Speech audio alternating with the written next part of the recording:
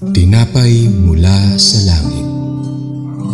A daily morning devotion with CRC family.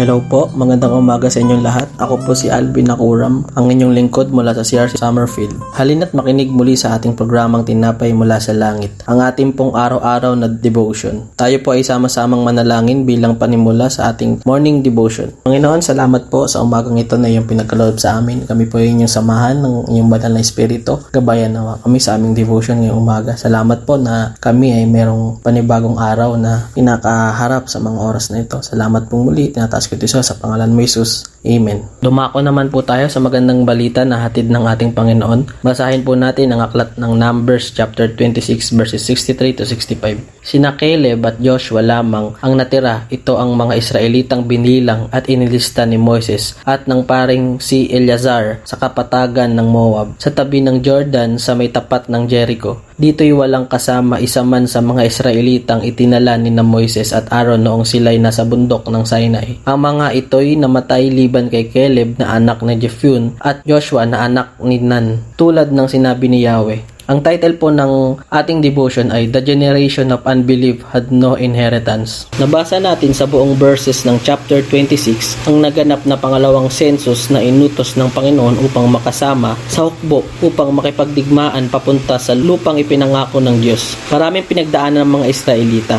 at nakita din natin sa mga naunang chapter ang kawalan ng tiwala at pananampalataya ng pagkakagulo, walang hanggang pagrereklamo at pagkakasala ng mga Israelita sa Panginoon. Nabasa din natin na wala sa mga binilang ang unang census ang nabilang sa pangalawa. Maliwanag na wala silang mana sa lupang pangako ng Diyos. Mula naman sa mga verses na ating nabasa, ipinapakita dito na lahat ng mga Israelitang inilista ni Moises at Aaron noong sila'y nasa bundok ng Sinai na walang kahit isa sa mga nakasama sa lupang pangako. Silang lahat ay namatay at sa ilang, maliban kina Joshua at Caleb. Kung ating babalikan mula sa chapter 14 verse 30, bilang parusa sa Israel patuloy na pagrereklamo at paghihimagsik laban sa Panginoon, sinabi ng Diyos na isa man sa henerasyon nila ay walang makakarating sa lupang ipinangako at lahat sila ay mamamatay sa ilang maliban sa ay Caleb at Joshua, maging ang kanila. Ito ang kabayaran na hindi nila pagsampalataya sa Panginoon. Sila Caleb at Joshua ay kabilang sa 12 espiya na ipinadala sa Kanaan at tanging sila lamang ang sumusunod at nagtitiwala sa Diyos ng buong katapatan.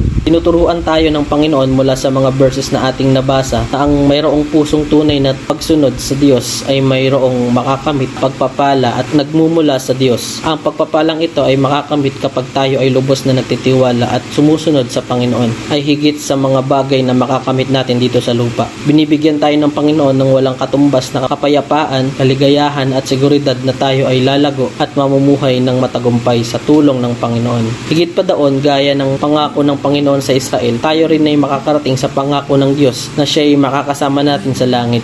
Lahat ng ito ay dahil sa kalooban ng Panginoon at dahil sa habag at kabutihan niya. Patuloy tayong humingi ng tulong sa Panginoon na palakasin niya ang ating mga pananampalataya. Huwag tayong maging katulad ng mga Israelita na sa kabila ng mga himalang ginawa ng Diyos ay patuloy pa rin silang nagrereklamo at nawalan ng pag-asa sa Panginoon. Sa huli, sila ay namatay at hindi nakapasok sa lupang pangako. Hindi madali ang buhay at marami pa tayong pagdadaanan na ikapanghihina ng ating pisikal, emosyonal at espiritual na katawan. Ngunit patuloy tayong lumapit sa Diyos. Hindi natin ito mapagtatagumpayan kung hindi dahil sa tulong niya. Palagi tayong bumalik sa pangako ng Diyos sa atin. Siya ang nakakaalam ng lahat ng bagay, ang mayakda ng lahat na nangyayari sa ating buhay. Ang Diyos ay di tayo pababayaan at ang Diyos na makakasama natin sa langit habang buhay. Tapat ang Diyos at walang hanggang ang kanyang habag at pag-ibig sa atin. Let's close in prayer. Panginoong Diyos na makapangyarihan sa lahat, salamat po sa aming devotion ngayong umagang ito. Dalangin ko po na kami patuloy na